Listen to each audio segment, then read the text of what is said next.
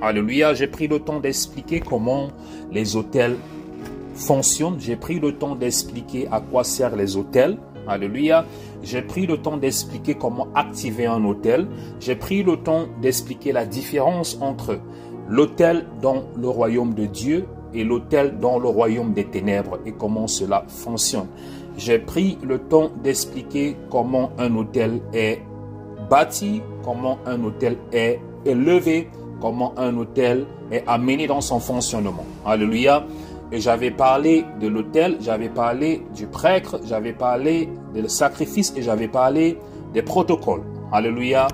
Et j'ai pris le temps d'expliquer cela dans la première et la deuxième partie. Gloire à Dieu.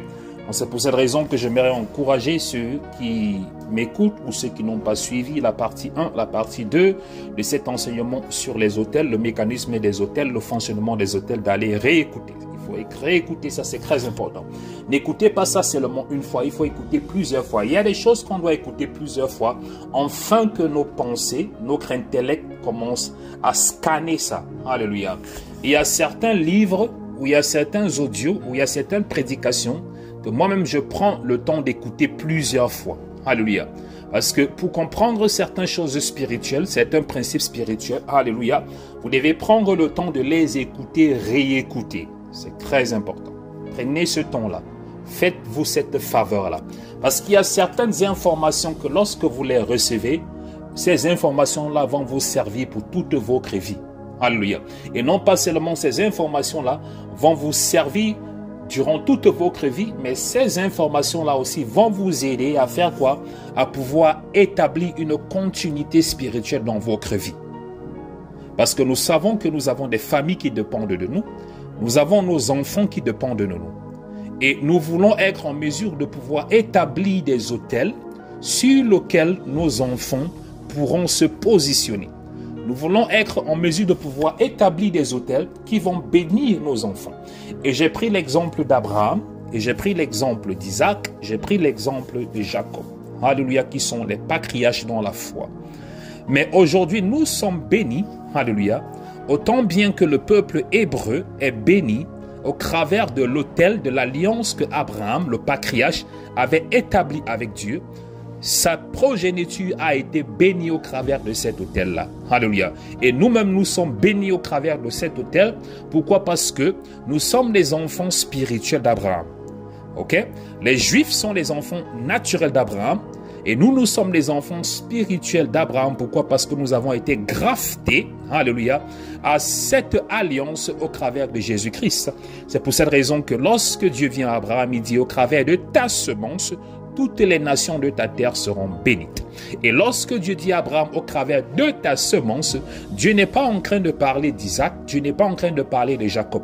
Mais il dit qu'au travers d'une de tes semences, Abraham, qui va vivre, une de tes semences, un de tes enfants, au travers de lui, toutes les nations de la terre seront bénies. Et nous pouvons voir aujourd'hui pourquoi Jésus-Christ est venu de la nation juive. Pourquoi Jésus-Christ est venu de la nation juive.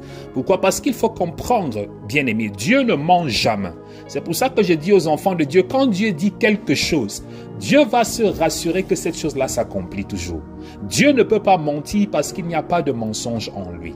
Si Dieu dit quelque chose qui n'existe pas, alléluia, la chose-là va venir à son existence parce qu'il n'y a point de limitation en lui. Alléluia.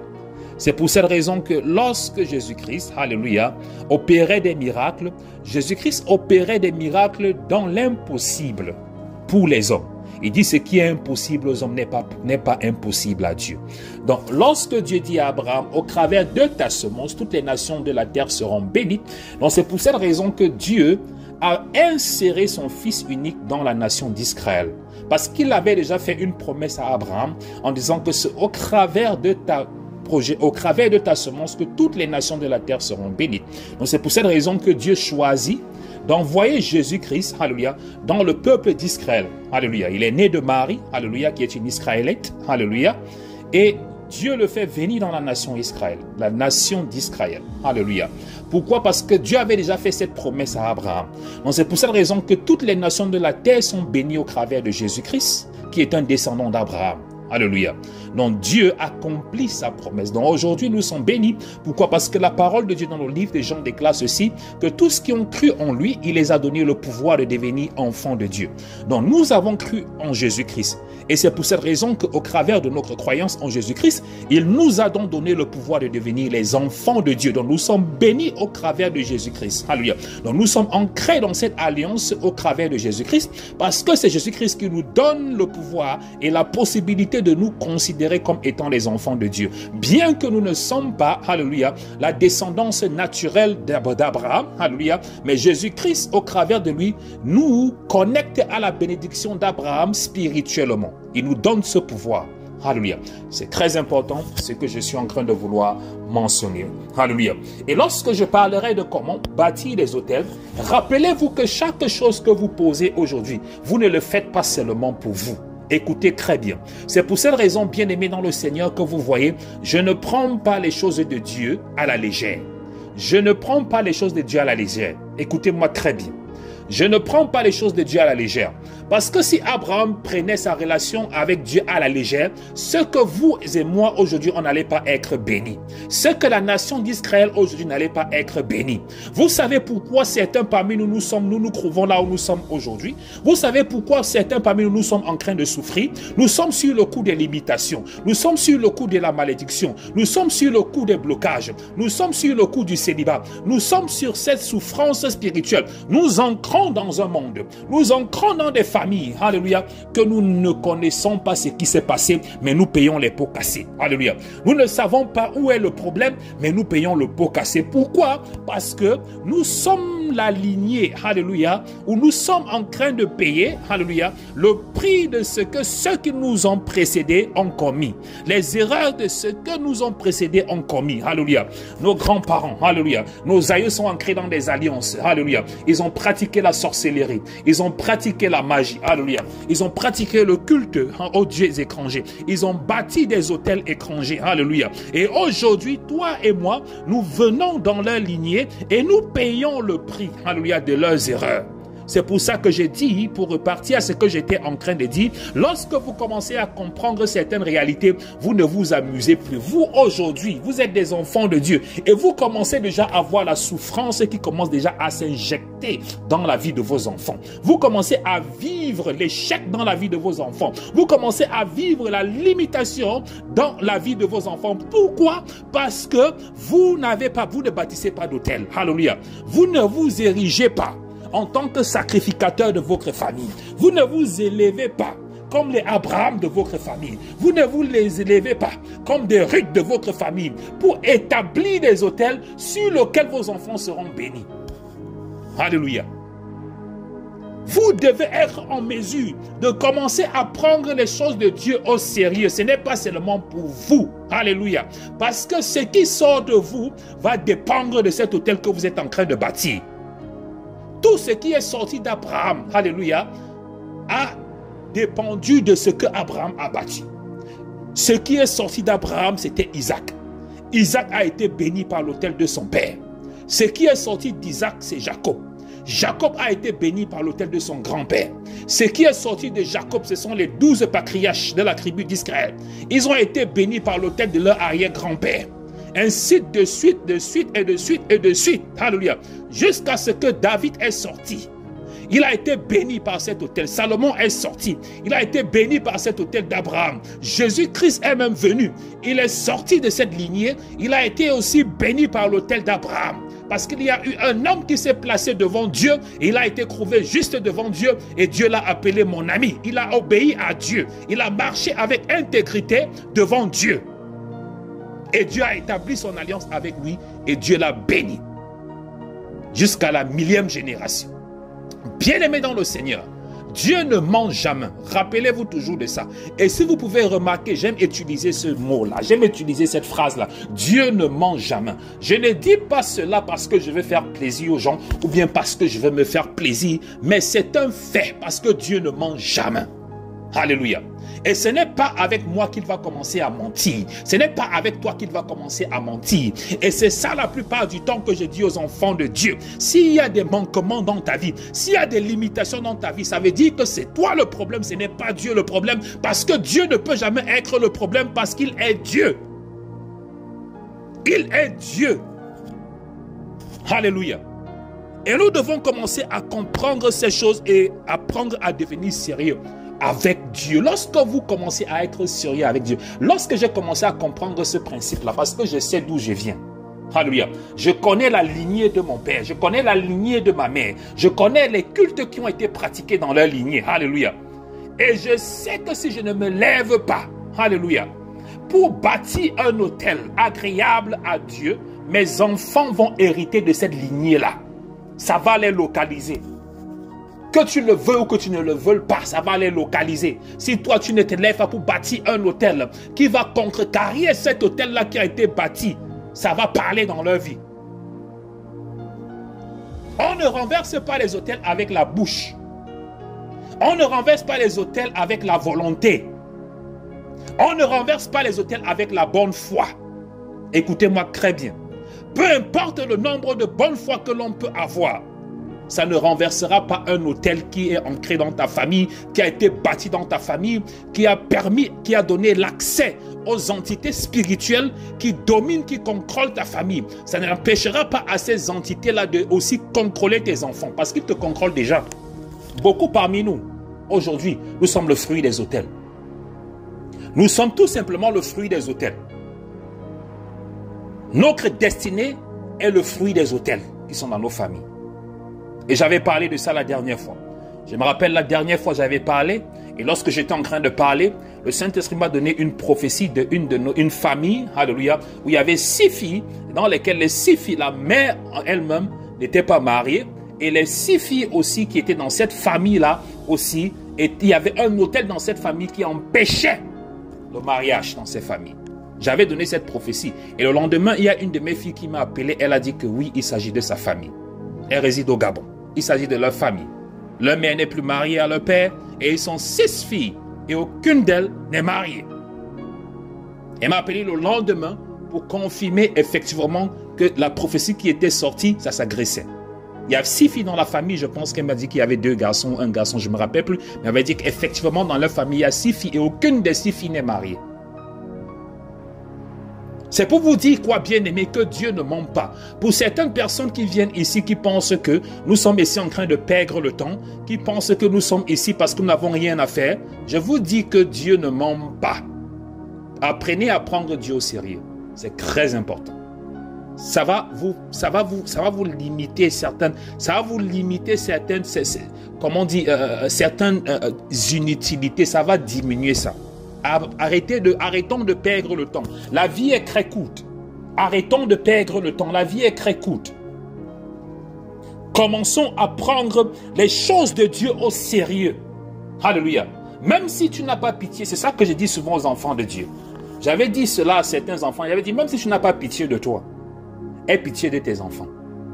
Si tu ne veux pas prendre Dieu au sérieux pour toi, si tu n'as même pas pitié de toi-même, si tu veux toujours continuer à vivre dans ce genre de vie-là, tu veux continuer toujours à laisser les hôtels ouvrir ces portes-là qui font en sorte que le royaume des ténèbres contrôle ta vie, si tu n'es pas fatigué de souffrir, parce qu'il y a des gens qui ne sont pas fatigués de souffrir.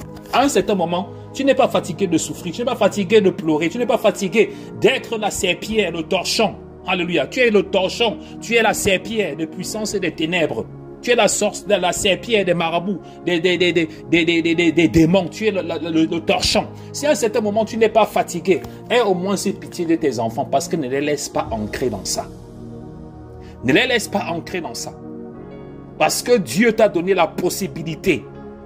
Il te donne la possibilité de pouvoir t'ériger et de bâtir les hôtels. Laissez-moi vous dire quelque chose. Abraham sort d'une famille. Lorsque Dieu appelle Abraham, alléluia, Abraham sort d'une famille, alléluia, d'idolâtres. Ils avaient les hôtels, les dieux, ils avaient les qualités de Dieu dans la famille d'Abraham. D'où il sort. Donc c'est pour cette raison que lorsque Dieu vient appeler Abraham, ce n'est pas comme si Abraham, sa famille servait des dieux étrangers, il servait les dieux. Ils n'avaient jamais entendu parler de Dieu. Donc, ils servaient déjà d'autres dieux. Ils avaient des dieux qu'ils servaient déjà. Donc, c'est pour cette raison que lorsque Dieu vient, la première chose que Dieu demande à Abraham, il dit à Abraham, sors de la maison familiale. Dieu dit, détache, sors. Pourquoi? Parce que la première chose que Dieu fait, il dit à Abraham, détache-toi. Parce que je ne peux pas travailler avec toi lorsque tu seras dans la maison familiale. C'est pour ça que Dieu dit à Abraham, sors de la maison familiale. Sors de la maison de ton père. Sors de cette maison. C'est très important. Il le sépare d'abord avant de commencer à l'utiliser. Il faut qu'il y ait séparation. Donc ce n'est pas comme si Dieu est venu, Abraham connaissait Dieu. Abraham ne connaissait pas Dieu. Parce que dans sa famille, dans sa maison, il servait d'autres dieux. Il ne connaissait pas Dieu. Mais lorsque Dieu l'apparaît, Dieu dit que sors, je t'enverrai dans une terre, alléluia, que tu ne connais pas. Mais suis-moi seulement, allons ensemble. Et c'est comme ça que Dieu opère avec nous. Lorsque Dieu vient avec, Dieu ne va pas vous montrer de demain. Et c'est ça le problème que les enfants de Dieu ne comprennent pas. Dieu nous demande de marcher dans l'obéissance. C'est tout. Dieu dit, suivez-moi. Tout ce que nous avons à faire, c'est de suivre Dieu. On n'a pas besoin de lui poser les questions. Abraham n'a pas posé les questions à Dieu. En disant que je vais me marier quand?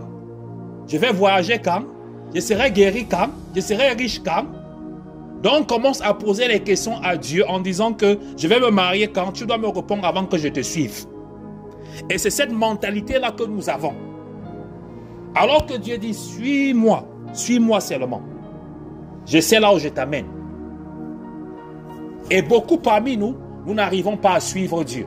Nous suivons Dieu un bout de temps, après on se décourage. On repart dans le monde. Ok? On suit Dieu un petit bout de temps, on se décourage, on repart dans le monde. Après, on part dans le monde, après on revient encore. On fait encore 2 mois, après on repart dans le monde. On fait 4 mois dans le monde, après on se rappelle encore, on revient encore. Et c'est comme ça qu'on perd le temps. On perd le temps, on perd le temps, on perd le temps, on perd le temps. On fait 2 mois dans le Seigneur, on rechute dans le monde. On fait 4 mois, on revient encore dans le Seigneur. On fait 1 mois, on repart encore dans le monde. On fait les clignotants. Avec ça, comment Dieu va te prendre au sérieux? Avec ce genre de mentalité-là, Dieu va te prendre au sérieux comment? Il va te prendre au sérieux comment? Tu vas venir te mettre devant, tu vas parler, il va te regarder. Aucune consistance. Parce que Dieu cherchait des gens qui sont consistants. C'est très important. Il veut des gens qui sont consistants. Et c'est la même chose avec nous tous. Est-ce que tu peux donner ton argent à quelqu'un que tu ne connais pas? Est-ce que tu peux donner la clé de ta maison à quelqu'un que tu ne connais pas? Donc, lorsqu'on vient devant Dieu, on demande les choses à Dieu, on dit que Dieu donne-moi ça. Dieu ne te connaît pas. Tout ce qu'il connaît seulement, c'est que tu es un étranger, tu es une étrangère, c'est tout. Tu es de passage. Tu es de passage et tu veux que Dieu te donne certaines responsabilités. Tu es de passage, tu veux que Dieu te donne certaines bénédictions. Tu passes. Parce que tu es seulement là pour prendre et continuer. Dieu connaît tout ça. Parce qu'il n'y a pas de consistance en toi. Il n'y a pas de consistance. Et c'est ça le problème qu'il y a avec cette génération. Notre génération, c'est la génération du figuier. On appelle ça le figuier maudit, cette génération. C'est quoi? La génération du figuier, ça veut dire que c'est une génération qui n'est pas productive. Notre génération, nous sommes dans l'ère, ok, de la génération du figuier. On savait dire que lorsque Jésus-Christ maudit le figuier, ok, c'est tout simplement parce que lorsqu'il vient en bas du figuier, le figuier ne produit pas alors que c'est la saison de la production. Jésus qui dit que toi tu es l'arbre, tu es là, tu es l'arbre fruitier. C'est la saison de produire, mais il n'y a aucun fruit sur toi. Tu sais à quoi? C'est pour ça que Jésus-Christ a maudit le figuier. Parce que lorsqu'il vient, il s'attend que le figuier, en saison où le figuier doit produire des figues, Jésus-Christ vient, il ne voit aucune figue sur le figuier. Et Jésus-Christ maudit, il dit que toi tu es là, au lieu que tu produis, tu ne produis rien. Et nous sommes cette génération-là. Nous sommes cette génération, on ne produit rien. On ne produit rien. En quelque sorte, on ne sert à rien. Cette génération que nous avons aujourd'hui. Une génération inutile. Aucune productivité. Donc lorsque Dieu vient et nous regarde, il ne voit rien de bon qui sort de nous. Rien de bon ne sort de nous. Alors que nous sommes plantés dans la maison de Dieu. Nous sommes plantés dans des églises. Nous sommes plantés dans des ministères. Mais on ne produit rien. On ne produit rien. Donc lorsque Jésus-Christ vient, il a faim. Il sait qu'il va retirer. Il sait que c'est la saison. Le figuier doit produire. Il vient, l'arbre n'a aucun fruit. Il dit que, mais tu sais à quoi? Et c'est comme ça, nous sommes cette génération-là. Tous les jours, nous sommes dans la présence de Dieu, mais on ne produit rien. Il n'y a rien de bon qui sort de nous. Rien de bon que ce soit pour l'œuvre de Dieu, on ne produit rien. On est rien, non productif. On n'apporte rien dans la grande commission. Parmi nous tous, vous tous qui êtes en train de m'écouter là, qu'est-ce que vous apportez dans la grande commission? Lorsqu'on parle de la grande commission, on dit allez et faites des nations des nouveaux disciples. Allez évangéliser. Combien parmi vous, qu'est-ce que vous apportez dans cette grande commission là? C'est la question que je pose aux enfants de Dieu. Vous dites que vous êtes des chrétiens. Vous dites que vous êtes des enfants de Dieu. Quel est votre rapport dans la grande commission? La grande commission, c'est la dernière recommandation que Jésus-Christ nous a donnée lorsqu'il partait. Lorsqu'il ascendait. Matthieu chapitre 28. Allez dans les 4 coins de la terre et faites des nations les nouveaux disciples. Donc ça veut dire que notre responsabilité, c'est d'aller prêcher l'évangile. Présenter Jésus-Christ. Aujourd'hui, cette génération non productive, tout ce qu'on connaît, c'est moi. L'idolâtrie. Parce qu'on appelle ça l'idolâtrie. Si toute ta vie, ça ne dépend, ça ne tourne qu'autour de toi, on appelle ça l'idolâtrie. Nous sommes des idolâtres. Nous ne pensons qu'à nous. On ne produit pas. Si les apôtres que Jésus-Christ avait envoyés étaient comme cette génération-ci, c'est que l'évangile n'est pas arrivé à nous. S'ils étaient comme nous, lorsque Jésus-Christ envoie ses apôtres et les disciples pour aller prêcher l'évangile, et tous les 11 disciples de Jésus-Christ ont été tués. Ils ont été tués. Le seul disciple de Jésus-Christ qui est mort de mort naturelle, c'est Jean. Sur l'île de Patmos, il est mort. Après avoir reçu le livre d'Apocalypse, c'est là où il meurt. Mais tous les autres sont morts, comme des martyrs. Ils sont allés prêcher l'évangile. Aujourd'hui, on est en train de parler de Jésus-Christ aujourd'hui parce qu'il y a des gens qui ont sacrifié leur vie. Ils ont sacrifié leur vie. Ils ont continué la grande commission. Ils ont été productifs. Aujourd'hui, on parle de Jésus-Christ partout dans le monde entier. Vous pensez que c'est arrivé comment? Vous pensez que l'évangile est arrivé dans le monde entier par accident? Parce qu'il y a des gens qui ont été productifs. Il y a des gens qui se sont élevés. Nous sommes là, on ne peut même pas parler de Jésus-Christ dans notre propre maison. On ne peut pas parler de Jésus-Christ dans on ne vous demande pas d'être des hommes et des femmes de Dieu comme nous. Mais vous êtes là, au moins vous avez cette possibilité, vous avez cette capacité-là. Bâtir même des simples... Ça commence d'abord par bâtir un hôtel. Parce que tu ne peux rien faire sans au préalablement bâtir un hôtel avec Dieu. Déjà, nous-mêmes, on n'arrive pas à bâtir des hôtels avec Dieu. On n'arrive pas. Et c'est pour cette raison que l'ennemi, lorsqu'il arrive, le diable arrive dans nos vies, il arrive dans nos maisons, il nous utilise comme les serpillères. Le diable entre dans une famille, il prend tout le monde comme la serpillière sur le sol avec. Il vous essuie, il marche sur vous. La parole de Dieu dit ceci, que Dieu a fait des puissances et des ténèbres son marchepied. Donc les puissances des ténèbres sont supposées être le marchepied de nous les enfants de Dieu. Mais c'est le contraire. Nous sommes le marchepied des puissants des ténèbres. Ils entrent dans une famille. Ils bloquent tout le monde. Ils attachent tout le monde. Ils tapent tout le monde. Et on est là, on est des enfants de Dieu. On appelle le nom de Jésus-Christ. Mais on n'est pas en mesure de pouvoir établir un hôtel. On n'est pas en mesure de pouvoir parler sur nos hôtels. Pourquoi? Parce qu'il n'y a pas d'hôtel. On n'est pas en mesure de se lever. Comme Élie s'est élevé et a bâti l'autel sur Mont Carmel et a appelé le feu, il a challengé les autels de Baal. Allons rapidement dans ce que je suis en train de vouloir dire. Ok. On va lire dans le livre de 1 Roi chapitre 18 verset 30 et avec ça, je vais aller rapidement dans comment bâtir un hôtel. Gloire à Dieu. Et je sais qu'il y a beaucoup de gens qui sont en train d'attendre comment bâtir un hôtel. Tout ce que je vais dire, c'est tout ce qu'on dit tous les jours. S'il n'y a rien d'étrange. Donc, comment bâtir un hôtel? Ne pensez pas que je vais dire, tu pars en Israël, prendre l'eau en Israël, tu amènes, tu bâtis. Non. Tout ce que je vais dire, comment bâtir, c'est ce qu'on nous dit tous les jours, du 1er au 31. C'est ça. Tout ce que je vais dire dans comment bâtir ton hôtel, c'est ce qu'on connaît déjà. Mais le problème, c'est qu'on ignore. C'est ça le problème avec nous. On ignore ces réalités-là, alors que ce sont les mêmes choses qu'on nous dit du 1er au 31, ces mêmes choses-là. Et on n'applique pas ces choses, alors que ces ingrédients-là, c'est ça qui élève, qui irrigue ton hôtel. Alléluia. Allons rapidement dans le livre de 1 Roi, chapitre 18, verset 30. La parole de Dieu dit ceci. J'espère que j'ai mentionné tout le verset. Pendant les périodes de rébellion d'Israël, bon ça c'est pas la parole de Dieu, je fais juste un petit résumé, mais ça se trouve dans le livre de 1 Roi chapitre 18, vous pouvez lire l'histoire de Élie et des autels de Baal. Donc pendant cette période de rébellion d'idolâtrie d'Israël, les autels du Seigneur étaient tombés en ruine, et le prophète Élie, il arrive et il confronte les autels de Baal à Mont Carmel. Ok, je fais juste un résumé. Donc le verset 30 dit ceci: Élie repara l'autel de l'Éternel qui était démoli. La restauration de l'autel par Élie est significative. Je suis en train d'expliquer pourquoi elle est restaurative, parce que Élie doit rétablir l'autel. Donc, je vais essayer de résumer pour vous, pour que vous ne soyez pas confus. Ok? Le prophète Élie, pendant cette période, représente un point culminant élevé de l'idolâtrie du peuple d'Israël. Pendant cette période-là, la période des rois. Donc pendant cette période, le peuple d'Israël s'est détourné de Dieu. Ils ont commencé à servir d'autres dieux. Ils ont commencé à servir Dieu, donc Dieu n'était plus leur priorité. Ils ont commencé à oublier le Dieu d'Israël qui les a fait sortir d'esclavage en Égypte. L'ingratitude. Ça, c'est la marque numéro 1 des enfants de Dieu. L'ingratitude. Ça, c'est quelque chose que nous, les hommes de Dieu, je ne peux pas compter le nombre de fois que les enfants de Dieu sont tellement ingrats. Je vais donner un témoignage rapidement pour toucher l'ingratitude des enfants de Dieu.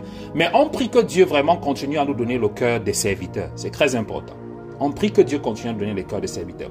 Il y a de cela une semaine, c'est juste un petit témoignage parenthèse pour parler, parce qu'il y a tellement d'exemples. Je peux citer plus de 50 à 80 exemples de l'ingratitude des enfants de Dieu. Je dis ça pourquoi? Parce que c'est connecté. Écoutez-moi, nous sommes déjà dans ce processus-là. Ok, comment bâtir un hôtel? Parce qu'il faut comprendre ces principes-là. Ok, ce que je suis en train de dire. L'ingratitude, ça représente ici les enfants d'Israël, le peuple d'Israël, n'est-ce pas? Qui ont complètement oublié ce que Dieu avait fait. Dieu les a sortis de l'esclavage. Ils ont pleuré, oh Dieu, Dieu, on souffre, on souffre. Dieu est parti, il est sorti d'Égypte. Il les a amenés dans la terre où coule le lait et le miel. Mais lorsqu'ils sont arrivés dans la terre où coule le lait et le miel, ils ont commencé à grossir. Ils ont commencé à être bien. Ils ont oublié Dieu. Ils n'avaient plus besoin de Dieu. Au lieu de se continuer à servir Dieu qui a eu pitié d'eux, aller les retirer d'Égypte, ils ont commencé à servir les dieux de la prospérité. Ils ont commencé à servir les dieux de la nation qui les entourait. Donc ils ont commencé à servir des nouveaux dieux, des dieux qui étaient à la mode. Ils ont dit que Dieu là, toi tu es un vieux Dieu là, vraiment on n'a plus besoin de toi. Laisse-nous servir les dieux qui sont à la mode. On veut servir les dieux comme les autres nations qui sont autour de nous. Leur Dieu là est à la mode, les Baal, les Astarté, les Ashtaron. Ils ont commencé à servir ces dieux là. Ils ont abandonné. L'ingratitude. Premièrement, si tu veux bâtir un hôtel, tu dois arrêter d'être ingrat. C'est très important. L'ingratitude envers Dieu. Ça c'est la marque numéro 1 des enfants de Dieu. Pour bâtir un hôtel, premièrement, tu dois éviter d'être ingrat. Je repars dans l'exemple que je vous l'ai dit, par exemple. Il y a de cela une semaine, il y a une sœur qui me contacte. Je prends ça par exemple. Et elle me dit qu'il y a son frère qui est malade et elle n'a pas l'argent pour transporter son frère du village à la ville. Je ne vais pas donner le pays, juste garder ça, entre parenthèses. Et qu'elle n'a pas l'argent, ils ont cherché l'argent partout. Elle pleure pour transporter son frère de l'hôpital du village pour l'amener à la ville, dans un hôpital où on devait le soigner. Elle pleure. Je contacte une trésorière qui est dans son pays et je lui dis, ok, communique avec la sœur et tu vois qu'est-ce qu'il y a à faire effectivement, c'est quoi le problème et qu'on sort, communique avec elle. Et lorsque tu finis de communiquer avec elle, tu te rassures qu'effectivement ce qu'elle dit, c'est fondé. S'il y a des choses à débloquer, tu débloques cette somme-là pour faire le transfert. Ok. Et c'est ce qui a été fait. L'argent a été débloqué, on a transféré le frère de cette sœur du village, on l'a amené en ville pour qu'il suive les soins. Le premier jour, je n'ai reçu aucun message. Troisième jour, je n'ai reçu aucun message. Quatrième jour, je n'ai reçu aucun message. Cinquième jour, je n'ai reçu aucun message. Sixième, je n'ai reçu aucun message. Je n'ai jamais, depuis ce jour-là, je n'ai jamais reçu le message de cette sœur-là pour dire merci. Pour dire merci, homme de Dieu. Jamais. Ça, c'est la première chose. Il y a tellement de cas, mais je ne vais pas entrer en détail. Mais je prends cet exemple-là pour dire ceci, l'ingratitude. L'ingratitude chasse la présence de Dieu. Dieu hait les ingrats. Et si le peuple d'Israël ont complètement oublié ce que Dieu a fait dans leur vie, aujourd'hui Dieu va te guérir. Il y a des gens ici que Dieu guérit. Il y a des gens ici que Dieu délivre. Il y a des gens ici que Dieu, même le merci, ils ne disent pas le merci. Même pour dire merci à Dieu, ils ne disent pas merci à Dieu. Alors que ces mêmes personnes-là ont tourné dans toutes les églises, ont tourné dans tous les hôpitaux, ont tourné chez les marabouts. Lorsqu'ils venaient, c'était avec les pleurs. Mais le jour que Dieu les touche, les localise, même le simple merci, il n'y a pas. Mais ce sont des choses que nous sommes, ce sont des choses que Jésus-Christ déjà, lorsque vous lisez les Saintes Écritures, vous allez comprendre. Lorsque Jésus-Christ parle des 10 aveugles, lorsqu'il les a guéris, il n'y a qu'un seul qui est revenu. Les 9 autres, ils demandent que, mais vous étiez 10, Jésus-Christ demande à celui qui est revenu, le Samaritain aveugle. Mais vous étiez 10, comment se fait-il que parmi les 10 que j'ai guéris, ce n'est que toi seul qui viens? C'est la mentalité que les hommes ont. Donc, lorsque Dieu te touche ou il fait quelque chose, tu as demandé la guérison. Dieu te donne la guérison. Là. Maintenant, tu ne te tournes plus pour dire merci à Dieu. Tu es déjà en train de chercher le mariage. Maintenant, tu es devant Dieu et dis, je veux le mariage, je veux le mariage. Tu ne t'es même pas tourné pour dire merci à Dieu pour la guérison. Mais tu es déjà en train de demander autre chose à Dieu. Je veux le mariage. Maintenant, lorsque Dieu même, dans sa miséricorde, te donne le mariage, tu ne te tournes pas pour dire merci à Dieu pour le mariage qu'il t'a donné. Tu es derrière, je veux l'enfant, je veux l'enfant, je veux l'enfant, je veux l'enfant. Lorsque Dieu, dans sa miséricorde, te donne l'enfant, tu ne te tournes pas pour dire merci à Dieu pour l'enfant, je veux le travail, je veux le travail, je veux le travail. Et ça, c'est la mentalité humaine. L'ingratitude. Et c'est pour cette raison que tu ne peux pas élever un autel étant sur l'ingrat. En ayant un état d'ingratitude, Dieu ne peut rien faire avec toi. Donc, ça c'est le cas du peuple d'Israël. Continuons rapidement. Donc, j'ai parlé de l'ingratitude. Notez bien ce que je suis en train de vous dire. Notez bien. C'est très important. Parce que ça va vous aider. Ça va vous aider. Parce que lorsque le royaume des ténèbres va venir, il regarde si tu as un autel qui est bâti. Il regarde, vous avez beaucoup de problèmes aujourd'hui parce que vous êtes dans la présence de Dieu, vous n'avez pas d'autel. Vous appelez le nom de Jésus-Christ, vous n'avez pas d'autel. C'est pour ça que vous êtes vide. C'est pour ça que l'ennemi peut faire n'importe. Il peut vous traîner, comme je dis, comme les torchons. Il vous tire partout comme les torchons. Vos vies, rien de bon dans vos vies. On regarde la vie de vos enfants, rien de bon. Les problèmes par-ci, les problèmes par-là. Notez bien ce que je suis en train de vous dire, c'est très important. Notez très bien. J'ai parlé de l'ingratitude. Donc, et si le peuple d'Israël ingrat abandonne Dieu, il commence à servir Baal. Et maintenant, voici le prophète Élie. Il arrive maintenant. Parce que les autels de Baal pilulent partout en Israël. Il y a les autels de Baal partout. Ils servent Baal. Et ça amène tellement de situations, de désobéissance que ça en craigne. Parce que l'autel est ouvert, comme j'ai dit, ce mécanisme d'autorisation là. Ils ont élevé des autels de Baal et maintenant c'est la pagaille partout en Israël. La désobéissance, les mauvaises choses partout, c'est la pagaille. Élie arrive maintenant, il voit cette pagaille là. Qu'est-ce qu'il fait? La même chose pour toi. Lorsque tu arrives, il y a la pagaille. Dans ta vie, c'est la pagaille. Dans ta famille, c'est la pagaille. Ok? C'est la pagaille. Partout, c'est la pagaille. Tu ne sais pas où mettre la tête. Tu dois bâtir un hôtel. Parce que c'est sur cet hôtel-là que tu vas combattre la pagaille. C'est très important. Et lorsque Élie vient, Élie ne vient pas seulement parler que la pagaille disparaît. Non, qu'est-ce qu'il fait? Lorsque nous lisons ici dans le verset 30, la parole de Dieu dit, il répara l'autel de l'Éternel qui était démoli. Donc c'est la première chose. Et ici, lorsque on dit de réparer l'autel de l'Éternel qui est démoli, ça veut dire quoi? La première chose, j'ai parlé de l'ingratitude. Vous devez apprendre à dire merci pour chaque chose que Dieu fait pour vous. Et c'est pour cette raison que vous voyez la plupart du temps, j'insiste sur les témoignages. Dites merci, c'est très important. Ça fait partie de vos hôtels. Très important. La deuxième chose, la parole de Dieu dit ceci. Élie restaura l'autel de l'Éternel qui a été démoli. Qu'est-ce que ça veut dire? tu dois restaurer ta relation avec Dieu. C'est très important. Tu ne peux pas bâtir un hôtel avec Dieu sans restaurer ta relation avec Dieu. Tu dois restaurer ta relation avec Dieu. Ça, c'est le deuxième point pour bâtir un hôtel. Tu ne peux pas bâtir un hôtel sans que ta restauration avec Dieu ne soit restaurée. Tu dois tout faire pour restaurer ta relation avec Dieu. Beaucoup de personnes vont dire comment on fait pour restaurer la relation avec Dieu. Ça, ce ne sont pas des questions à poser. Mais je sais que les gens se posent ces questions-là. Ça veut dire que tu dois t'aligner avec la parole de Dieu. Tu dois t'aligner avec la volonté de Dieu. Tu dois t'aligner avec ce que Dieu demande. Nous tous, nous connaissons ce que Dieu attend de nous. Personne ici ne va me dire qu'il ne sait pas ce que Dieu attend de nous. Donc, ça veut dire que tu dois tout faire pour restaurer ta relation avec Dieu. C'est très important. Ça, c'est la deuxième chose que tu dois mettre en pratique pour pouvoir bâtir. Donc, ici, nous voyons le prophète Élie qui est en train de vouloir élever un autel parce qu'il veut combattre les autels de Baal qui pullulent partout en Israël. Et la parole de Dieu dit, il fait quoi? Il restaure l'Éternel, qui veut dire quoi? La restauration de ta relation. Toi, notez bien ce que je suis en train de dire. Restaurer ta relation avec Dieu. C'est très important. Et lorsque tu restaures ta relation avec Dieu, c'est quoi? Dans le processus, c'est ce qu'on appelle le processus de repentance. On doit se repentir. C'est très important. Parce que tu ne peux pas restaurer ta relation avec Dieu sans que tu ne te repentes. Tu dois le faire. Ça veut dire que tu dois être en ordre avec Dieu. C'est très important.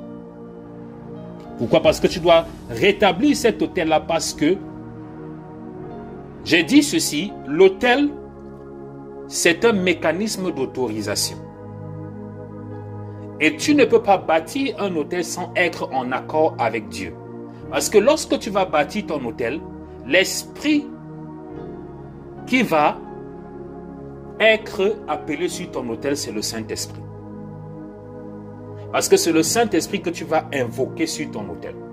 Et le Saint-Esprit va venir. Il y a beaucoup de personnes qui appellent le Saint-Esprit. Le Saint-Esprit les écoute. Le Saint-Esprit fait comme s'il ne les a pas compris.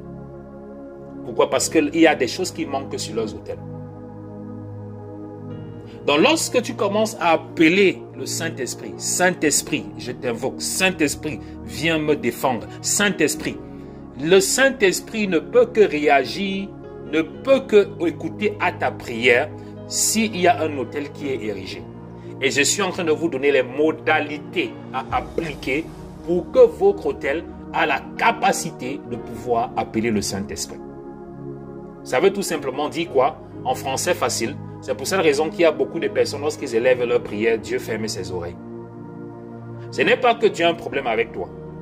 C'est parce que la plateforme sur laquelle tu es en train d'invoquer Dieu est une mauvaise plateforme ou elle est inexistante. On n'appelle pas Dieu dans le vide. En quelque sorte, on n'appelle pas Dieu dans la désobéissance. On n'appelle pas Dieu dans l'ingratitude. Tu es ingrat, tu appelles Dieu. Tu appelles Dieu qui vient, il va venir faire quoi? Donc, il y a des principes et des critères qu'il faut respecter. C'est très important. 1. La repentance. Actes chapitre 3, verset 19. On va aller rapidement parce que je dois prier pour les sujets de prière. Repentez-vous donc et convertissez-vous pour que vos péchés soient effacés. 1. La repentance. Tout le monde, constamment, on doit se repentir tout le temps. Demander pardon à Dieu. C'est très important. C'est pour ça que lorsque tu veux prier, avant de commencer la prière, tu dois toujours demander pardon à Dieu. Tu dois toujours te repentir. Pourquoi? C'est un ingrédient de ton autel. Tu ne peux pas entrer dans la prière sans demander pardon à Dieu, sans te repentir. Et ce sont les erreurs que beaucoup d'enfants de Dieu commettent. On entre directement dans la présence de Dieu en disant « Je veux ceci, je veux cela, donne-moi ceci, le feu, viens m'aider, de le travail, l'argent. » Vous entrez, vous commencez à appeler le Saint-Esprit sur votre autel. Le Saint-Esprit va descendre comment? Même les puissances des ténèbres, même les sorciers, lorsqu'ils partent invoquer les esprits, les entités spirituelles, ils ne font pas comme nous. J'ai dit, il y a un protocole qui est respecté pour qu'un autel fonctionne. Il y a un protocole qui est respecté. Et la plupart d'entre nous, nos prières ne sont pas répondues parce que nous ne respectons pas ces protocoles-là. On sort de nulle part, on vient ancrer Dieu, je veux le travail, Dieu, je veux le mariage, Dieu, je veux... On sort de nulle part. Toi-même, tu ne connais même pas si tu as restauré ta relation avec Dieu. Tu ne connais même pas l'état de ta relation avec Dieu. Tu ne connais pas quel est l'état de ta relation avec Dieu. Tu sors de nulle part. Tu viens que Dieu, je veux, donne-moi. Dieu, je veux ceci, je veux. Tu sors de nulle part. Dieu ouvre ses yeux, il est surpris. Donc j'ai dit la repentance, j'ai parlé de, il faut être la gratitude, la repentance, deuxième moment. La troisième chose qui est importante dans l'édifice de ton autel, la parole de Dieu. Et c'est ça qui manque beaucoup aux enfants de Dieu. Tu ne peux pas activer ton autel sans la parole de Dieu. C'est très important. Parce que lorsqu'on appelle Dieu, ou on appelle le Saint-Esprit, il faut écouter, ou lorsqu'on veut activer les anges. Ça, c'est une autre dimension, c'est un autre enseignement que je vais vous donner. Comment activer les anges. Lorsque vous voulez activer les anges n'obéissent qu'à une seule personne, c'est Dieu. Les anges ne nous obéissent pas. Les anges obéissent à une seule personne qui est Dieu. Écoutez-moi très bien. Mais nous avons la capacité de pouvoir activer les anges. Nous avons la capacité de pouvoir demander le service des anges. Mais tu ne peux que demander le service des anges pas au travers de tes émotions, pas au travers de tes désirs, mais uniquement au travers de la parole de Dieu. Écoutez-moi très bien, parce que la parole de Dieu, c'est Dieu. Donc, lorsque vous commencez à prier, c'est pour ça que vous devez connaître la parole de Dieu, c'est très important. Écrivez tout ce que je suis en train de vous dire. Lorsque vous connaissez la parole de Dieu, et vous priez et vous quotez la parole de Dieu, lorsque les anges viennent, parce que lorsque vous commencez à prier, vous créez cette atmosphère-là. Lorsque les anges viennent, qu'est-ce qu'ils regardent? Les anges regardent la parole de Dieu dans ta bouche. Tu peux pleurer, tu peux t'enrouler au sol, tu peux crier. Les anges ne regardent pas ça. Les anges n'obéissent qu'à Dieu, qui est sa parole. Donc c'est pour ça que les enfants de Dieu doivent connaître la parole de Dieu. C'est pour cette raison que basculons dans les autels sataniques. Lorsque un sorcier veut élever un autel par rapport à quelque chose de bien précis, lorsqu'il veut appeler un certain esprit, parce qu'il faut savoir qu'il y a plusieurs genres d'esprits. Lorsqu'il va appeler l'esprit de l'accident, l'esprit de la mort, l'esprit de la limite, ils ont plusieurs, il y a plusieurs. Il y a certains paramètres bien précis qu'ils doivent utiliser dans leurs incantations pour appeler certains esprits bien spécifiques. Il y a certains genres de sacrifices bien précis, il y a des heures bien précises. Il y a certains matériels qu'il faut utiliser pour pouvoir invoquer certaines spécificités d'entités spirituelles. Ils connaissent tous ces paramètres-là. Lorsque un sorcier veut te faire quelque chose de bien précis, il connaît comment l'appliquer, il connaît comment utiliser son autel. Ils sont minutieux parce qu'ils ont appris cela et ils pratiquent ça. C'est très important. Je l'explique ceci, pourquoi? Parce que ce sont des choses que beaucoup parmi vous ne connaissez pas comment ces choses opèrent. Donc j'ouvre cette porte-là pour vous expliquer.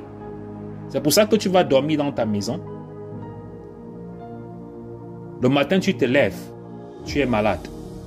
Le matin, tu te lèves, tu commences à avoir des palpitations. Tu ne sais pas ce qui s'est passé. Mais il y a une force spirituelle, une entité spirituelle qui a été relâchée pour venir causer ce problème-là dans ta vie. Très important. Et cette entité spirituelle n'est pas venue tout simplement parce que le sorcier qui l'a envoyé a tout simplement dit que va frapper telle personne. Non. C'est tout simplement parce que le sorcier qui l'a envoyé a utilisé un protocole bien précis, alléluia, qui a donné accès et qui a activé cette entité spirituelle-là de pouvoir te localiser et de pouvoir venir accomplir ce qu'il a demandé qu'il vienne accomplir. C'est ça. Les choses spirituelles sont très profondes. Il n'y a que nous, les enfants de Dieu, qui prenons les choses à la légère. C'est les enfants de Dieu qui prennent les choses à la légère. Or, quand vous partez de l'autre côté du royaume des ténèbres, j'ai été là-bas, je sais comment ils font les choses. Ils prennent leurs choses au sérieux. C'est pour ça que quand ils font les choses là, ça marche. Ils ne blaguent pas. Mais quand il s'agit de nous, les enfants de Dieu, on prend tout à la légère. Tout ça là, on simplifie la légère. On est surpris. Pourquoi? nous qui sommes les enfants, qui portons l'esprit supérieur, nous sommes en dessous de ceux-là qui ont l'esprit inférieur. Parce que le pouvoir, les puissances des ténèbres utilisent l'esprit inférieur. Nous sommes supposés utiliser l'esprit supérieur que le Saint-Esprit. Mais comment se fait-il que nous sommes en dessous de l'esprit inférieur? Comment se fait-il que nous, les enfants de Dieu, qui sommes supposés porter l'Esprit Saint, qui est l'Esprit de Dieu, créateur de toutes choses qui existent, nous sommes encore sous la captivité de ceux-là qui ont l'esprit inférieur? Comment tu peux être encore sous la captivité d'un petit démon alors que tu es supposé porter en toi l'esprit suprême? Est-ce que c'est explicable? Est-ce que c'est explicable? Ce sont les questions qu'on doit se poser. Ce sont des réalités, c'est factuel. J'ai parlé de la parole de Dieu, Jean chapitre 1, verset 1. Au commencement était la parole était avec Dieu, et la parole était Dieu. C'est ce que la Bible dit. Donc, la parole de Dieu est Dieu parce qu'elle était là depuis le commencement. Ok? Hébreux chapitre 4, verset 12. Car la parole de Dieu est vivante et efficace, plus tranchante qu'une épée quelconque à deux tranchants, pénétrante jusqu'à partager l'âme et l'esprit, jointure et moelle. Elle juge les sentiments et les pensées du cœur. Alléluia. Il y en a tellement d'autres exemples de la parole de Dieu. C'est pour ça que vous voyez tout le temps, je parle de la parole de Dieu. Là, ce sont des choses spirituelles. Ce ne sont pas des choses naturelles. Écoutez-moi très bien. Ce sont des choses qui ont des implications spirituelles. Et c'est pour cette raison que vous voyez, je prends le temps de vouloir un peu ancrer pour vous donner ces exemples-là, pour que vous compreniez un peu. Parce que beaucoup de gens, lorsqu'on parle souvent de certaines choses, ils prennent ça à la légère. Pourquoi? Parce qu'ils n'arrivent pas à comprendre effectivement quelle est l'implication de ces choses-là. Ils n'arrivent pas à comprendre quelle est l'implication de ces choses. J'ai parlé de la parole de Dieu. La troisième, non, je pense que c'est la quatrième chose, cinquième chose, j'ai parlé de l'ingratitude, j'ai parlé de la repentance. J'ai parlé de la parole de Dieu, ok? Maintenant, la dernière chose, le dernier ingrédient qu'il faut utiliser pour pouvoir élever ton autel, c'est le sacrifice, ok? Et lorsqu'on parle de sacrifice, dans le sacrifice, il y a 3 niveaux de sacrifice, ok? Donc, dans le sacrifice, le premier niveau, c'est le sacrifice personnel. Donc, ça veut dire que toi-même, tu dois te présenter comme une offrande. Lorsqu'on parle de sacrifice, on parle d'offrande. C'est ça le plus temps. Le sacrifice, c'est ce que tu présentes à Dieu. C'est ça qu'on appelle un sacrifice. C'est ce que tu donnes à Dieu. C'est ce qu'on appelle un sacrifice. Donc, lorsque le royaume des ténèbres, sur leurs autels, ils ont toujours des sacrifices. Déjà, eux-mêmes, ils se présentent. De un. Deuxièmement, ils présentent quel que soit ce qui va activer cette entité spirituelle-là. Donc, ça dépend des différents animaux, des produits, certains écorces. Donc, il y a des offrandes. Lorsqu'on parle, c'est pour ça que j'ai dit, le sacrifice a 3 niveaux. Donc le premier, la parole de Dieu nous demande de nous présenter comme sacrifice. C'est très important. Romains chapitre 12, verset 1. Je vous exhorte donc, frères, par les compassions de Dieu, à offrir votre corps comme un sacrifice vivant, saint, agréable à Dieu, ce qui sera de votre part un culte raisonnable. C'est très important. Si tu veux avoir un autel fort, tu dois te présenter comme un sacrifice. Ça veut dire quoi? Tu dois fuir le péché. C'est très important. Tu dois fuir tout ce qui n'est non, parce que ta vie, déjà, tu dois présenter ta vie, c'est ça. Beaucoup de personnes pensent que on doit seulement présenter la parole, nos prières et notre corps, on le laisse à l'extérieur. Non, ton corps doit être dedans. Lorsque tu es en Christ, ton corps doit être dedans. C'est très important parce que ton corps est un sacrifice sur cet autel-là.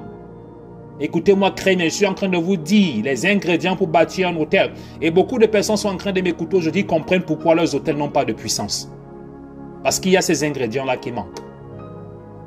Beaucoup de personnes veulent élever des autels, ils se mettent à l'écart. On vient devant Dieu demander, Seigneur, je veux, donne-moi, donne-moi. Après, on se tourne, on repart. Utiliser notre corps. Dans l'idolâtrie, utiliser notre corps pour servir d'autres dieux. Tout ce que tu sers au-delà de Dieu, ça devient ton Dieu. C'est ce qu'on appelle l'idolâtrie. Ce que tu utilises ton corps pour faire avec, c'est un service à ce que tu es en train de faire avec. C'est la même chose avec les enfants d'Israël. Ce que tu utilises ton corps pour faire avec, ça devient de l'idolâtrie. C'est ça. Écoutez-moi très bien. Ce que tu utilises ton corps pour faire avec, ça devient de l'idolâtrie. Pourquoi? Parce que ce n'est pas les réseaux sociaux qui ont créé ton corps. Ce n'est pas l'argent qui a créé ton corps. Ce n'est pas l'immoralité sexuelle qui a créé ton corps. Ce n'est pas la masturbation qui a créé ton corps. Mais c'est Dieu qui a créé ton corps. Nos corps ont été créés par Dieu. Et c'est à lui que nos corps doivent partir. C'est très important. Ce n'est pas un homme qui a créé ton corps. Et c'est la plupart du temps, je dis souvent ça à mes sœurs. Vous sacrifiez votre corps pour donner aux hommes en retour de l'argent. Parce qu'on va vous donner tel, vous sacrifiez ce corps-là. Comme si c'est cet homme-là qui a créé ce corps-là. Comme si c'est cette personne-là qui a créé ce corps-là. Donc, la première chose à sacrifier, présenter, c'est ton corps. Très important. Donc, ton autel ne peut pas être fonctionnel tant que ton corps ne soit présenté. Deuxième chose à sacrifier, utiliser à présenter comme des offrandes. Parce que la première chose quand je parle de sacrifice, ce sont des offrandes. Tu dois présenter ton corps comme une offrande. La deuxième chose, très importante, tu dois présenter sur cet autel-là l'offrande de la louange et de l'adoration. C'est très important. La louange et l'adoration, c'est très important. Donc, constamment, nous devons apporter des louanges et des adorations à Dieu. Combien parmi nous, nous le faisons? Ça active ton autel. Tu dois constamment être dans un état de remerciement, d'adoration. C'est très important. Parce que Dieu n'est pas notre collègue. Parce que lorsque je vois les enfants de Dieu de cette génération, ils pensent que Dieu est leur camarade de classe, ou leur petit copain. Non. Donc constamment, tu dois être dans cet état d'adoration, de louange. Constamment. Être dans cet état. Adoration. Tu dois adorer ton Dieu. Tu dois le remercier. C'est très important. Ok? La louange, c'est quoi? La louange, c'est reconnaître Dieu pour ce qu'il a fait. Et l'adoration, c'est reconnaître Dieu pour ce qu'il est. C'est ça l'adoration. Donc l'adoration, lorsque tu adores Dieu, tu es en train de reconnaître ce que Dieu est. Sa nature. Qu'il est. Ok? Maintenant, la louange, c'est quoi? Reconnaître Dieu pour ce qu'il a accompli. En quelque sorte, on loue Dieu pour le remercier, pour lui dire merci. C'est ça, pour beaucoup de personnes qui ne savent pas ce que c'est que la louange. Je vous ai dit ce que c'est que la louange. Beaucoup de personnes qui ne savent pas ce que c'est que l'adoration. Lorsque tu adores Dieu, tu es en train de la pour sa nature divine, pour qu'il est. L'alpha et l'oméga, le créateur de toutes choses, le Dieu de toute existence. Et ça, tu l'adores pour ce qu'il est. Ok? Donc, la troisième chose présentée comme un sacrifice ou comme offrande, la prière. Nous tous, nous connaissons ça. Prier sans cesse. Ok? Thessaloniciens chapitre 5 verset 17. Ton autel ne peut pas être actif s'il n'y a pas la prière sur ça. Sur ton autel, il doit avoir la prière sur ça. La prière doit constamment être sur ton autel. Ok? Je vais continuer la prochaine fois par rapport à donner ce que chaque chose que je suis en train de citer présentement active comment ça fonctionne sur ton autel. Mais la prière en quelque sorte est le feu de ton autel. C'est le feu. Parce que sur un autel, il faut le feu. Dans la prière, c'est ce feu-là. Parce que le feu doit toujours être sur ton autel. Ton autel doit toujours être en feu. En feu, toujours. Ton autel doit toujours brûler. C'est cette énergie-là, c'est ce feu-là qui donne de la puissance à tes paroles. Qui donne de la puissance à ton identité. Donc la prière, c'est le feu sur ton autel. C'est pour ça que la parole de Dieu dit prier sans cesse. Parce qu'il doit toujours avoir le feu. Très important. Sur ton autel. La dernière chose que je vais mentionner, parce qu'il y a 4 choses dans le sacrifice. J'ai parlé du sacrifice personnel, la louange, l'adoration, la prière. Et la dernière chose, c'est qu'on appelle l'offrande. Ok? L'offrande, maintenant, la plupart du temps, c'est qu'on appelle la semence. Ok? C'est ça. Donnez, apprenez à payer vos dîmes et vos offrandes. C'est très important. Beaucoup de personnes ne connaissaient pas que ça fait partie de ta dîme et ton offrande. Ça fait partie de ton autel. C'est très important. Ça fait partie de ton autel.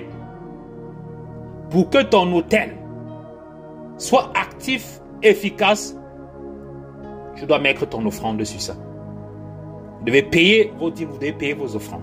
Beaucoup de personnes ne comprennent pas exactement pourquoi on dit que ça fait partie de ton hôtel. Tu ne peux pas bâtir ton hôtel sans payer ta dîme et tes offrandes. Tu ne peux pas. Pourquoi? Parce que c'est une porte que l'ennemi utilise pour entrer dans nos vies. Pour ceux qui ne payent pas leurs dîmes, leurs offrandes. C'est une porte que l'ennemi utilise pour entrer dans vos vies. Et la porte que l'ennemi utilise la plupart pour entrer dans vos vies, c'est quoi? C'est lorsque vous ne payez pas vos dîmes et vos offrandes, c'est le dévoreur. Il y a certains démons qu'on appelle les dévoreurs. Dont leur responsabilité, c'est de causer la limitation, la stagnation et la pauvreté. Ce sont certaines entités qui opèrent dans le royaume des ténèbres. Et ces entités-là, qu'on appelle le dévoreur, c'est pour cette raison que lorsque vous lisez Malachie, Dieu dit ceci: payez vos dîmes et vos offrandes, apportez vos dîmes et vos offrandes dans ma maison et j'éloignerai le dévoreur de vous. C'est très important. Dieu est spécifique parce qu'il y a une capacité, un genre de démons qui opèrent uniquement pour causer la pauvreté, pour causer le blocage, la limitation dans la vie des enfants de Dieu. C'est très important parce que le diable opère dans cette dimension parce qu'il sait que si tu es pauvre, tu es susceptible à pécher. Beaucoup d'enfants, de personnes pêchent aujourd'hui parce qu'ils sont pauvres. Vous allez voir des jeunes filles qui vendent leur corps parce qu'ils n'ont pas de l'argent. Papa n'a pas l'argent, maman n'a pas l'argent. Il n'y a pas l'argent pour payer il n'y a pas l'argent pour payer les études. Qu'est-ce qu'on fait? Il nous reste quoi? Aller vendre nos corps. Et déjà, on ouvre la porte déjà. Vous ne pouvez pas comprendre l'ampleur de la pauvreté dans le monde spirituel. Et c'est pour cette raison que vous allez voir, c'est un aspect, c'est une dimension que l'ennemi utilise tellement. Parce qu'il sait que si tu es en manque, tu es susceptible à compromettre. Et c'est une porte que l'ennemi utilise très facilement. Surtout pour beaucoup de personnes qui sont au niveau de certaines, dans certaines zones. Je prends l'exemple, une de ces zones, c'est l'Afrique. C'est pour ça que vous allez voir qu'il y a beaucoup de pauvreté. Pourquoi? Parce que les hôtels qui fonctionnent dans ces zones-là, ils causent la carence. Parce qu'ils savent que lorsqu'ils causent la carence, les gens seront susceptibles à compromettre. Et lorsque vous commencez à compromettre, vous ouvrez des portes. Et c'est pour ça qu'on voit ces choses qui fleurissent. Parce qu'il sait que tu as besoin d'argent pour te soigner. Tu as besoin d'argent pour envoyer tes enfants à l'école. Même pour manger. Il bloque cette dimension de toi.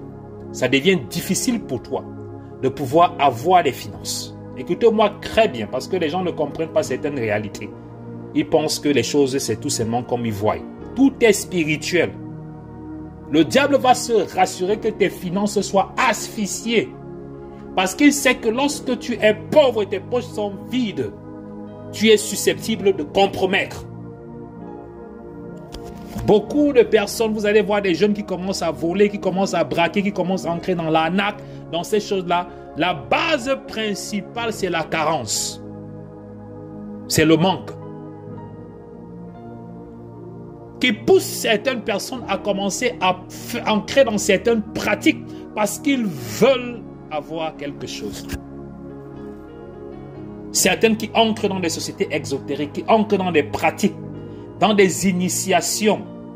Certaines personnes qui vont aller demander le travail parce que c'est ce travail-là que la jeune sœur va utiliser pour nourrir toute la famille. Maintenant, on dit que donne-moi ton corps. Donne-moi ton corps si tu veux le travail. Et maintenant, parce que tu n'as pas de choix, je ne vais pas dire que tu n'as pas de choix, on a toujours un choix, ok?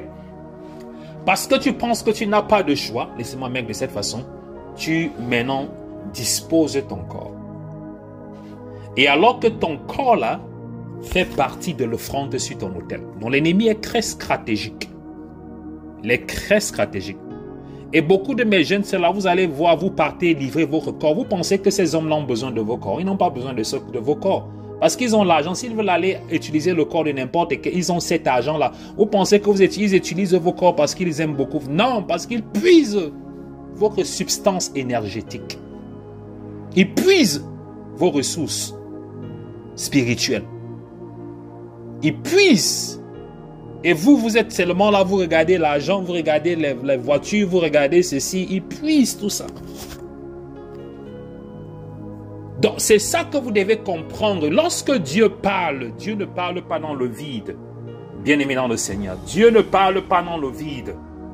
Il dit, payez vos dîmes et vos offrandes pour éloigner le dévoreur. Parce que Dieu sait que le dévoreur est là pour vous bloquer, pour vous mettre dans les dettes et causer cette carence-là qui va vous compromettre. À la fin, vous allez compromettre. Vous allez compromettre. Beaucoup de personnes compromettent aujourd'hui. Que ce soit les hommes de Dieu, que ce soit les gens, ils compromettent parce qu'il n'y a pas, ils n'ont rien dans leur poche. Ils vont compromettre. C'est ça. Ils compromettent. Et c'est ça la plupart du temps que je dis aux enfants de Dieu. Et je dis toujours ça. Et lorsque je parle à tous les pasteurs, à tous mes enfants qui sont serviteurs de Dieu, je leur dis toujours, ne dépendez pas. Parce que moi-même, je travaille. Je ne dépends pas du ministère. Au contraire, c'est mon argent que j'utilise dans le ministère. 98% des ressources qui sont dans cette vision schéma, écoutez-moi très bien, 98% des ressources de l'argent qui sont utilisées dans ce ministère schéma sortent de mes poches. Je travaille. Lundi à vendredi, je suis au travail.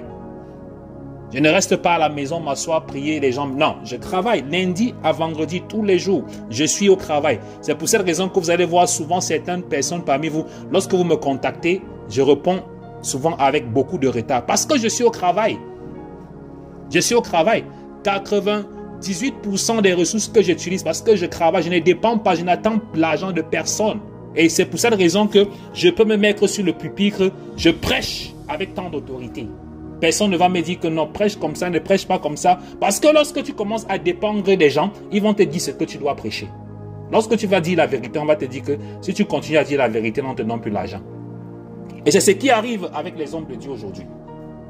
98% des ressources qui sont utilisées dans ce ministère. Je dis ceci à tous les enfants de Dieu. Je ne suis pas en train de le dire tout simplement parce que je vais m'enorgueillir, mais c'est juste une information que je suis en train de donner à tous les enfants de Dieu. Dans vos dîmes et vos offrandes, que tout ce que les dîmes et les offrandes de ce qui est donné dans le ministère Shama représente 5%. Même pas 5%. Ça ne représente même pas 5%.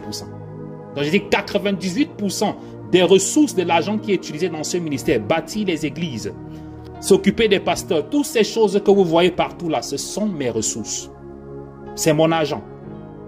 Et c'est ça que je disais. Et la dernière fois, je parlais avec un frère et une soeur, un couple. J'étais en train de les expliquer ce principe-là. Et je pense qu'ils étaient en train de... Il y avait quelque chose qui s'était passé où ils parlaient de 5 000 francs, ils parlaient de quelque chose. C'est passé quelque chose de 5 000, je ne me rappelle plus. Et je les ai dit tout simplement que vous êtes en train de parler de 5 000 francs maintenant.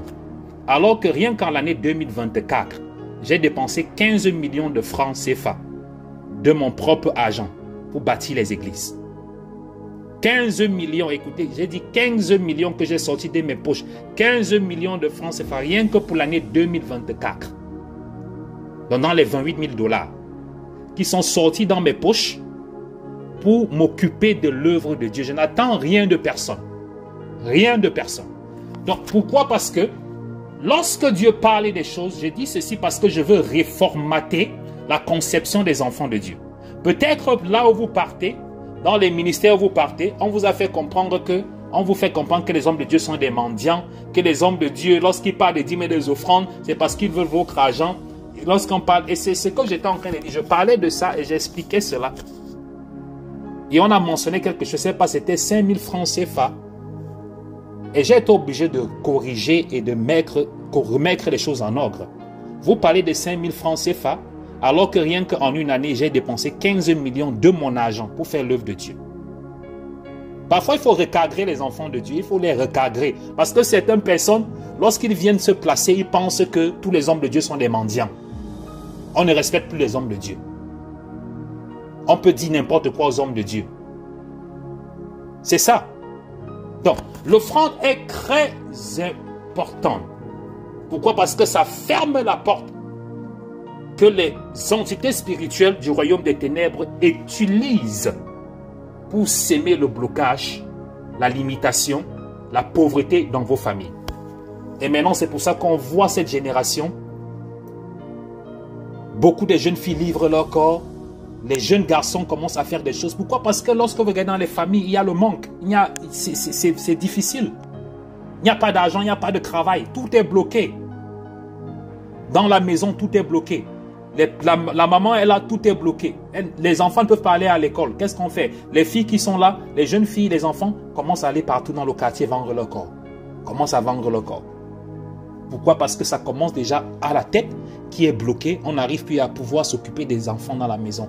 On commence à aller vendre les corps. Les jeunes, les garçons, les jeunes enfants commencent à aller voler, commencent à être délinquants.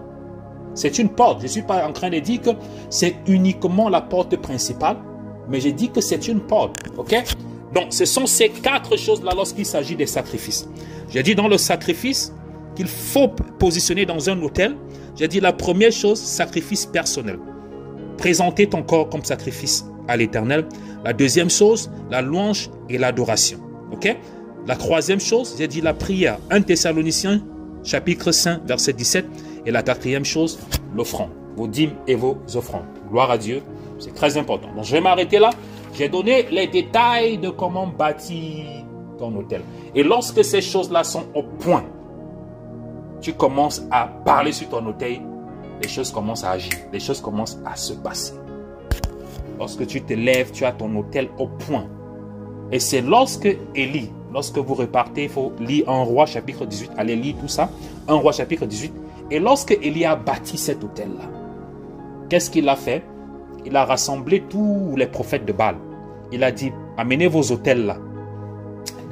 Ils étaient 450. Donc lui, il était seul. Hein?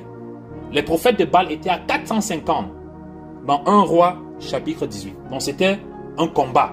Ils sont montés à Mont Carmel. Élie a dit que venez vous tous. Qu'est-ce que Élie fait? C'est ça. Il bâtit d'abord l'autel de l'Éternel. Il se rassure que tous les ingrédients que j'ai donnés là sont là. Maintenant, il sait que son autel est déjà propre. Son autel est là. Maintenant, il dit aux prophètes de Baal, il dit, ok, on va faire un défi. Et c'est qu'il a dit, on va faire un défi. Vous tous les prophètes de Baal là, avec vos autels là,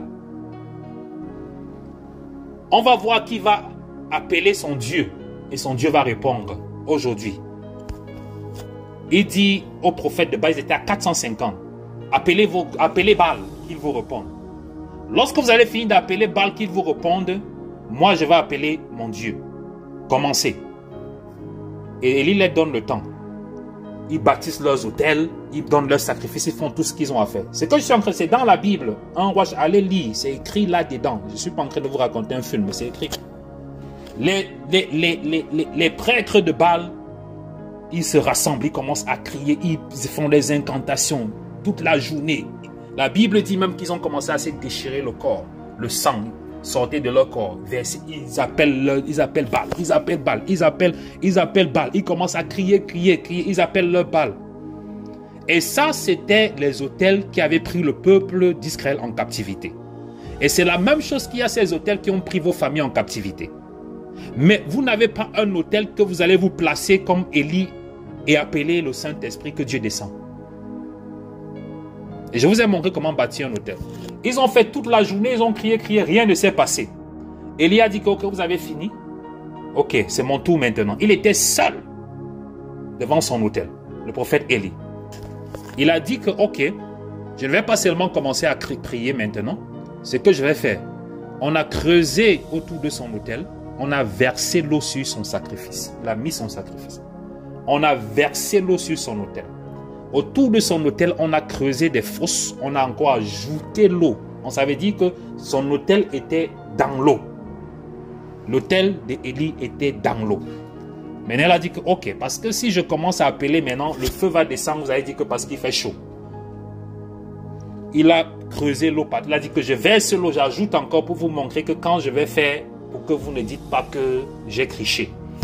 Donc, lorsqu'il verse l'eau partout comme ça, il ouvre sa bouche et dit au Dieu d'Israël, aujourd'hui, montre qu'il y a un Dieu ici en Israël. Et c'est là que la Bible dit que le ciel s'est ouvert et le feu est descendu du ciel. Le feu est descendu du ciel, c'est descendu sur l'autel d'Élie. C'est écrit dans la Bible, lisez vos Bibles. Et lorsque le feu est descendu sur l'autel d'Élie, le feu n'est pas directement allé sur le sacrifice. La Bible dit que le feu a commencé à aller avalé l'eau. Le feu là a commencé à manger l'eau, tout le puits d'eau qui était autour de l'autel là. Ça a absorbé toute cette eau-là. Et lorsque le feu du ciel a commencé à absorber toute l'eau que Élie avait demandé qu'on verse, c'est là maintenant que le feu est parti sur son autel. Et lorsque le feu est monté sur son autel, ça a consumé tout son autel. Et le feu est resté sur son autel. Ça, c'était devant les sacrificateurs de Baal qui étaient là. Et ils étaient en train de voir. Et tout le peuple était en train de voir ce que Dieu était en train de faire. Et ce même Dieu que Élie a appelé, c'est le même Dieu que nous servons aujourd'hui. Écoutez-moi très bien. Ce même Dieu que Élie a appelé, c'est le même Dieu que toi et moi nous servons aujourd'hui. La parole de Dieu dit que Dieu est le même hier, aujourd'hui et éternellement. Donc ça veut dire que toi aussi tu as la capacité de bâtir ton autel et de peler le feu du ciel sur ton autel. Que le feu de Dieu apporte le jugement dans ta famille, dans ta vie. Que tout ce qui est dans ta vie qui ne doit pas être là, soit consumé par le feu.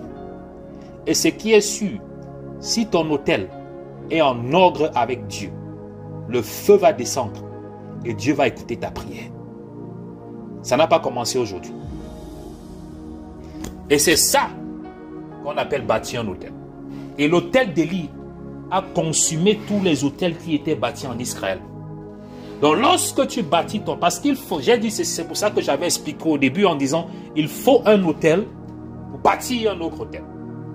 Pour détruire en quelque sorte. Il faut un autel pour renverser un autre autel. Donc Élie a élevé son autel afin de renverser les autels de Baal. Et c'est là, ce jour-là, que le peuple d'Israël est retourné à Dieu. C'est là qu'ils ont compris que Dieu est le seul et vrai Dieu. Que tout ce que les autels de Baal faisaient là, c'était des amusements. Donc c'est pour dire que quoi? Que lorsque Dieu descend, il n'y a pas match.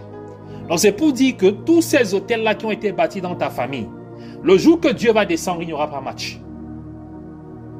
Mais le problème, c'est que tu dois faire descendre Dieu. Tous les autres autels-là qui ont été bâtis, lorsque Dieu descend, comme lorsque Dieu est descendu sur l'autel, ils étaient à 450 prophètes de Baal. Élie était seul. Imaginez un match. Seul contre 450 autels. Mais quand il a appelé pour lui, tous les autres 450 là sont tombés. Donc, c'est pour vous faire comprendre la puissance de Dieu. Le Dieu que nous servons n'est pas un Dieu qui fait dans la dentelle. Lorsque vous êtes en ordre et vous vous élevez et vous parlez dans votre famille, je ne parle pas ça tout simplement parce que je suis en train de... J'ai appliqué ça dans ma vie. C'est pour ça que dans ma famille, que ce soit de mon côté paternel ou de mon côté maternel, tant que mon autel est debout, il n'y a aucun autel qui a été construit côté paternel, côté maternel, qui va m'affecter ni affecter mes enfants. Parce que ces autels-là ne peuvent pas résister à l'autel que j'ai bâti au nom de l'Éternel des armées. Aucun autel, que ce soit n'importe quoi, même si l'autel là c'est Satan qui est venu lui-même bâtir ça, ça va tomber. Ça doit tomber. Il n'y a rien qui dépasse la puissance de Dieu. Il n'y a rien. Donc tout ce que les sorciers, les marabouts, les choses que vous faites au village là, ce sont les amusements. Il n'y a rien qui dépasse l'autel de Dieu. Lorsque tu es un enfant de Dieu et tu bâtis cet autel là, comme j'ai dit, il n'y a rien qui peut te faire. Écoutez-moi très bien, il n'y a rien qui peut te faire. Lorsque tu bâtis cet autel là, parce que lorsque tu bâtis cet autel là, lorsque Dieu vient s'installer, qui peut faire quoi à Dieu? Lorsque Dieu descend pour venir s'installer là, pour venir se positionner là, qui est en face là? Qui est en face là? Qui peut rivaliser Dieu? Quel autel dans ta famille là? Quand on dit les autels, les dieux des sables, et qu'on sort là, quel parmi eux là peut rivaliser l'autel de Dieu? Donc pour clôturer, bien aimé dans le Seigneur, c'est tout simplement pour nous faire comprendre certaines réalités. C'est très important. C'est très important. Et nous devons demander à Dieu qui nous donne cette capacité et cette compréhension de commencer à comprendre le mécanisme des autels. De commencer à comprendre comment nous, en tant qu'enfants de Dieu, nous devons ériger ces autels à notre service, à notre avantage. Parce qu'il y a des choses aujourd'hui en tant qu'enfants de Dieu qui ne doivent plus être notre portion. Ça ne doit plus être notre partage. Jusqu'à ce que nous nous levons. Jusqu'à ce que nous commençons à prendre certaines responsabilités. Et nous commençons à prendre ces choses au sérieux. Gloire à Dieu, gloire à Dieu. Merci Seigneur Jésus-Christ. Alléluia.